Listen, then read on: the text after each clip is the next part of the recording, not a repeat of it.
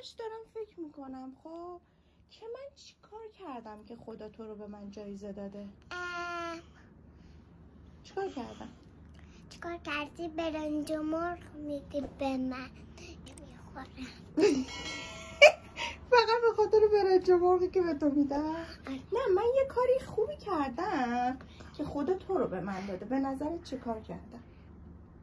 همه چی میاری تو مهدم میذاری میخورم همشو بعد میگی آفرین. کار بد کردم. از این به من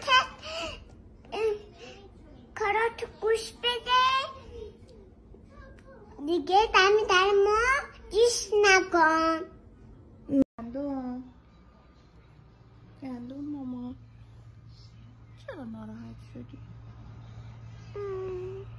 چی شده؟ بی بابا آشتی کن. میای بابا آشتی کنی؟